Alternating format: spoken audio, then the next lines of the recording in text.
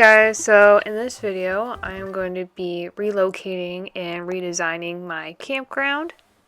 And right now I'm just grabbing things from my storage that I think I'll need in order to either build or furniture that I already have that I think would fit well in a campground because fun fact, I have not been camping in roughly 7 years. I used to do it all the time when I was a kid. I used to do it several times a year when I was a kid. Like sleeping in a tent, cold, in the spring, in the summer, in the fall. I used to do it. And now that I'm older, I don't fuck with that shit anymore, you know?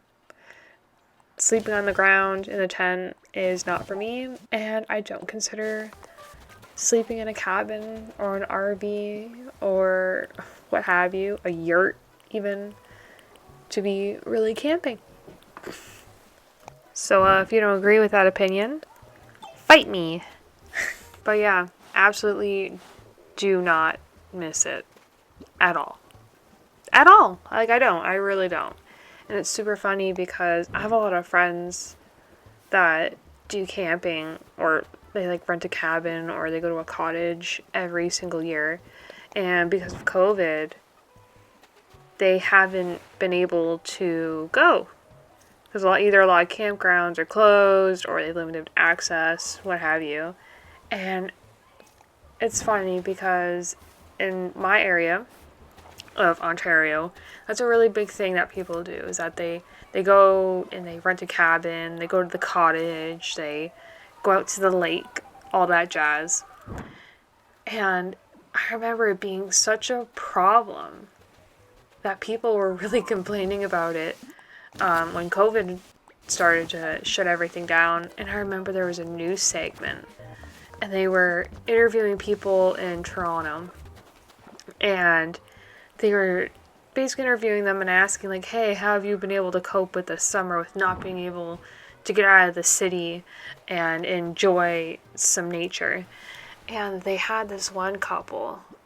They redid their backyard, so there was like an outdoor fireplace. They put out some furniture, and they're like, yeah, gives me the ability to like create more usability in my living space. You go outside, all that.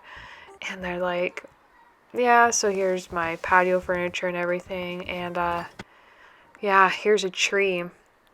Really makes me feel like I'm in the 905. And for those of you who don't know, 905 is the area code just outside of Toronto. Like literally immediately outside of Toronto is the 905. And it made me think, like, how out of touch are you with the rest of the world outside of Toronto? You consider like a tree in your backyard, like, see this tree here? Makes me feel like I'm in the fucking boons, man. Makes me feel like I'm out in the nature, really roughing it, like I'm not in the city anymore, man. It blew my mind. Like, it made me laugh. It made me laugh so hard.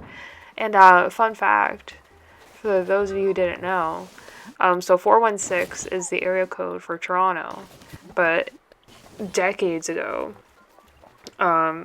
the 416 area code used to be almost like a significant portion of Southern Ontario.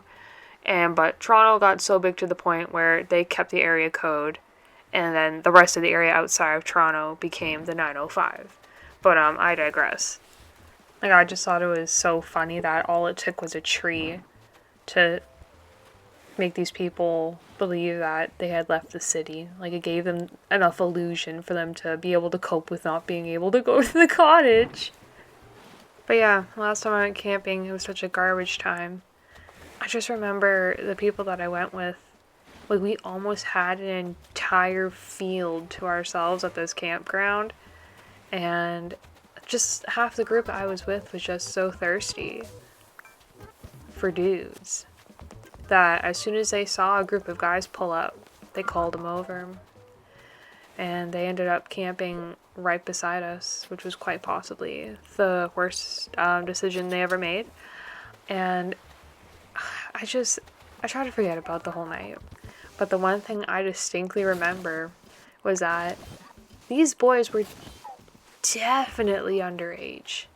And I don't mean underage like they were like literal like children. I mean they were under like the drinking age kind of thing. You could tell that one dude in the group was old enough to buy alcohol, and the only reason why I'm able to like clock it was because they were drinking Laker Ice, which I'm pretty sure is like a telltale like, yo, you're not old enough to drink.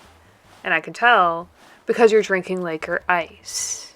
And I just remember the one kid getting so drunk off of like one beer that he tried cooking his shoe in the fire and eating it, which was probably the most iconic thing I've ever seen with my own two eyeballs. But there was just like so much that went on that night that I don't want to reveal to the public because it was just that messy.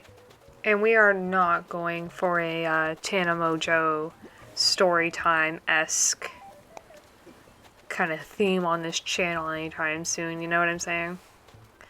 But back to the game. Other than just like slapping a whole bunch of stuff down in the top right corner there, I'll probably go back and change it. But for the most part, I'm done, and I hope you enjoyed it. I'll see you guys in the next video. Bye!